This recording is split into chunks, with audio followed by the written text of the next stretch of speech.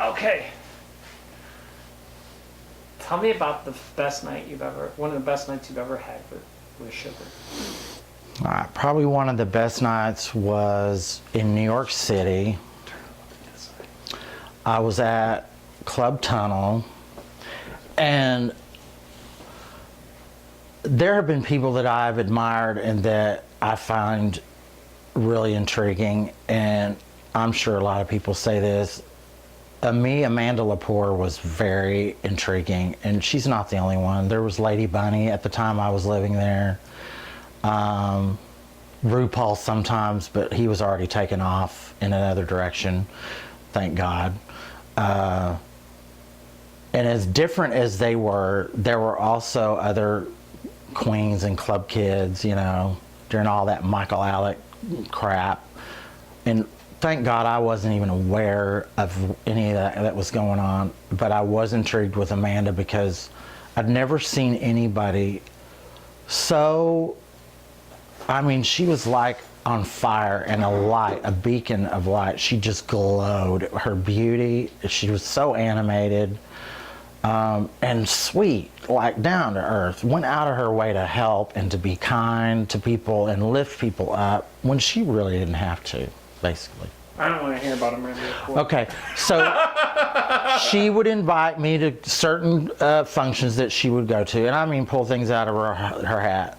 And she said, Sugar, tonight I'm going to be dancing at the Tunnel Club, and Lady Bunny's going to be spinning in the VIP room, and you should come and like get draped. And now I had no idea what, and I had just like bought a new hair piece, and my hair was long, mind you, but I really was getting into like great big old hair pieces, big old barrel curls, and I really felt like I looked good. I was beat for the back row, and at the time I was wearing lashes. There were lashes weren't too heavy on my eyes, so I was painted and I looked really, really good. What look were you going for? I wanted it to look 19, it was in the 90s, so I remember it because British Vogue just come out, all the supermodels, the major supermodels were on the cover, and I have the cover, it was 1990, and they were so natural looking, but every now and then they would feature, you know, Linda Evangelista in like these incredible just period beats, like they would change her hair red and do her eyes to where they were 40s or 50s, and it was just incredible to me. And I looked pretty damn fucking good. I thought I was beat, had my lashes, my beat was great. It was heavy and heavier than normal. So you looked like Linda Evangelista? No, I painted like that period, you know, I mean, my eyes are really slitty, but you know, that dark, smoky eye was coming in, and you know, when you have a great big lid and you make it white and then you have the contour, it never worked really good with me. Now I could do a Sharon Tate, but my contour was real, and I had to go just right for a photo to get it to look decent. But I could do a smoky eye because I was already there, because I have slits for eyes, and I could just smoke my eye out and do like more 60s glam with a pale lip. And by that time, my lips were full as I could get. Was Sugar just painted? Painted. But what, was that all Sugar is? Oh no. What else? And so I had on a little silver mini, and it was summer, so it was still warm, it was hot, and had a little silver halter dress that I don't even remember where I got it. I may have like cut off this old, you know, piece of shit that one of my drag mothers gave me. But I turned it into something cute. It was, and I had silver pointed stiletto high heels, and I'm 6'3" anyway, so I had to be at least 6'8", you know, because when you're 6'3", 4 more inches is nothing. But I didn't care, and I looked great, and my legs were not bruised up, because that was always a problem in Dallas, because every bar I walked through I could hardly see, so I'd bump and crump and stump and bruise. So I usually was beat up with bruises. And I was a go-go dancer, and all the, you know, the go-go things were just the height to just bruise my legs up. So my legs were looking good, my body was in shape, and I was a pale New Yorker for the first time, just flew in and got draped for this event. Well, I come in and I'm like looking delicious, and Jocelyn Wildenstein had a sit-down dinner, and I'm coming in and looking really fantastic. I had on barrel curls and... You were invited to a dinner party of Jocelyn Wildenstein? Yeah. But I didn't know it was her Did dinner. Amanda invite you? Amanda said, come, Sugar, to this party. But Laney Bunny's going to be there. So this creature who just mesmerized me at the front door, he was bald and just painted his face all the way down to the back of his bald head. And just, furs, and I mean, and shit. Even in the summer, he'd wear like a fur. Just mesmerized me, his makeup. Now, he was a full, Anyway, so I was looking great. He goes, Sugar, go downstairs. Just take this ticket and go downstairs. And Lady Bunny said, come on, Sugar Booger, get the bun buns. So I come in, and they had tables set up. And here's Jocelyn Wildenstein and her girlfriend Mimi, and they looked like lions and cats. Oh my, they were just like macabre. But I got to know her. She was the most fabulous human being ever. And there I was, looking very, very good. And she was intrigued by me right away because I'm 8 feet tall, and so I'm dancing around. The music was fan-fucking-tastic because dinner was over. They had already eaten, but this part of the bar had been closed off, and Lady Bunny was spinning, and so she just was letting me have it with some really good music because she knows what queens like. So, and you weren't lip syncing. What were you doing? You were just. I was in there dancing and walking around, strutting back to the bar in the back and coming forward and giving. And see, I would always get. Did you get into a runway mode? Oh, runway back, yeah. I mean, and my drag mother always told me, Sugar, you'll know what I mean one day when you feel it. And I knew it. What did you feel? Oh, good. She said, walk into a club like you own it. And not in an arrogant, mean, hateful way, but own what you are and what you're projecting, your visual art form. When you find your niche and you know that you're going, and it's like a drug. You feed back on the crowd, whether they're laughing at you, whether they're smile. If you're putting a smile on someone's face, you get that reaction. It's like performing in a live audience. You ever heard somebody say, oh my God, you get immediate feedback? And you do. I mean, because you're a performance artist and a visual artist. So when I would walk in a club and I heard the right music, I owned that and in a loving, kind way, because I wanted people to feel and experience what I was trying to project.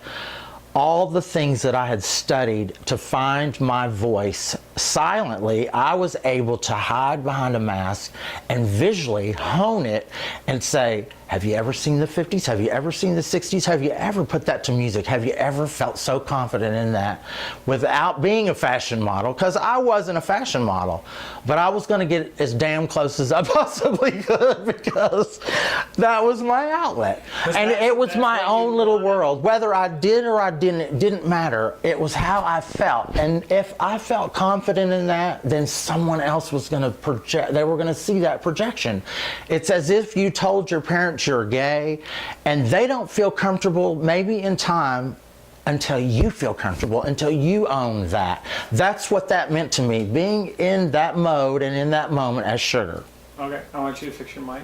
Yeah, did I hit it? I get passionate. Here, let me help you. Okay. Yeah. It fell down and it's probably rubbing against your chest. It's probably like, A little bit, but not maybe, but. all right, I'll be more still. It's all right. No, I mean, it's okay. Okay. Okay. So there I was. Can I ask you a question? Yeah. Is it that you're trying to project a certain type of confidence, and then when that comes totally. across, That's what makes you feel successful about Sugar? Oh yeah, yeah. Okay, so it is. And that, it doesn't always have to be that. It can be you're comedic. I mean, and that's what I had to hone and really learn about myself and what I had to evolve into. Because you know what? If you can't laugh at yourself, then you're fucked in the head, basically. Well, and that night was one of the nights, but prior to that, one time I went to a function in a beaded evening dress, and I fell flat on my ass right there, and thinking I was the fucking T. And I had two choices. I could get up and laugh at myself, which I did. I opted for that because it was funny as hell. But, you know, because I could do that, I had people run over and, oh, Sugar, you all right? Can you get up? Now, if I had gone, started crying and been a bitch about it and fucked people and flipped off just because I was insecure about that, fucking making a fool of myself, then what the hell was that? And was that what I wanted to project? No, because what I remembered was Madonna had fallen on her ass. The black model, she fell on her ass. Iman fell on her ass. Yeah. Okay. So what I learned was to not take yourself so serious. Be able to laugh at yourself. So I would say, laugh at me or with me. That became my motto. I want to make people laugh because that was part of my whole platform. Laugh. Is sugar ever an erotic experience? Is it something that yeah. No. I mean, is it something that a lot of drag artists have strands of transgenderism and want to be women and want to be with men who want to be with women? Oh yeah, I went through that. Is that part of? Do you think that that's part of Sugar's identity? It used to be, and I went through a phase where, there's nothing like projecting what you think is as real as you can look and project and get response from a straight man or a bi man or a man that's straight enough to you to make you feel as feminine as you feel like you're projecting. So sugar is hot feeling. That's a hot feeling. But is sugar part of your sexuality? Oh, totally. Yeah. Is it? Oh yeah. I'm a Scorpio. I'm ruled by my sex, and I had to learn not to misuse that power. I mean, anybody can misuse that power, whatever that power may be. Has Sugar had sex with men? Oh, totally. Does Michael have sex with men? Probably both. Really? Oh yeah. Well, yeah. Can I ask? But I'm gonna just. I hate to say that as a blanket statement. I mean not a lot. Not a lot as Sugar. Okay, but by choice, because it's very, very, very dangerous to put yourself in a situation as an entertainer and so you have to tread very lightly when you are getting something that. I get it. Yeah. I'm just trying to understand. Yeah. I'm trying to understand who you are, and if you've experienced happiness as Sugar sexually. Happy sex? Yeah. You have. Oh my God, yeah. Okay, has it been as equally as fulfilling as Michael? Yes. Okay, I didn't know that. Yeah. Because a lot of people have boundaries between those. A lot of people do, and that's where you have to be tread very lightly. And that's where I had to do a lot of soul searching, because there was one point where I wanted to live as a woman and have a sex change and do the gamut. Totally. And I was on hormones at 19, at 20 for a whole year, danced topless as a female pre-op. Yeah. You used to have breasts? I had small hormone breasts, yes. And I danced at Club Venus on Northwest Highway as a girl. And I have pictures of it when I did it in Atlanta. I was an 18-year-old bleached blonde, long, tall drink of water right from Texas. Why is that still not part of your identity? Because my higher power had a bigger plan for me. And it was, you can't understand it unless you live through it, and I lived through it. I don't understand, but right, but I'll explain the best I can. It's deep, but Sugar began in the very beginning because of a relationship that went sour, and I was very insecure, very immature, very, very naive. And I was 18 and this guy was 27. And it was the first gay homosexual relationship that I felt like I had and honed and loved and deserved. He liked Sugar, or did he like Michael? He liked Michael. Sugar hadn't ever been born yet. And I was effeminate, and I was chicken, baby, bok all over the dance floor. And this guy, he knew the right things to say, and he wanted to conquer me. What are the right things to say? How about I love you within 2 weeks? I mean, that did it for me. And I would have given him my left nut. Okay, let me ask you, then how did that switch over into hormones? I'll tell you. Basically, when I walked in on him and a dick dancer in bed, I was working 2 jobs. He wanted to be a fashion model, and he didn't have a job. and I would have done anything for him. I was supporting him. He was 27 and I was 18. And we were going to the Landing Dancers on Sunday night and see the drag show. He loved the drag queens, and he would pay these queens. You know, I mean, back then, lines out the door for these people to hand queens $1. And every bit of money he would make, and some of my money, and I didn't care because I loved the guy. He said he loved me. But I was supporting him and, you know, paying the bill and didn't care. You know, I just was doing to do anything to make it work. Thomas Allen Boris, I have a picture. He was a god. He was a Greek god. But let me tell you, in hindsight, I knew I was biting off more than I could chew even then.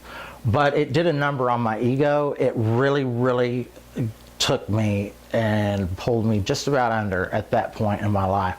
When I walked in on him and a guy in bed, I thought they were playing a joke on me. I was so naive and dumbfounded. Okay. I was devastated. How did that cross over into hormones?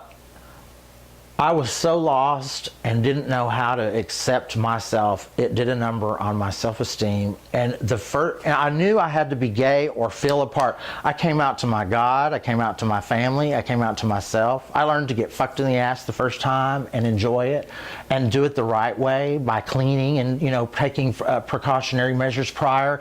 I was so clueless. And this guy taught me that. So, well, who wouldn't love him? But when he did that, it killed a part of me. I didn't trust him. I didn't want to trust him or a gay man ever again at that point. So when I went into the gay bars looking for, you know, an explanation or a reason, why me, God? Why me? Why is this happening to me?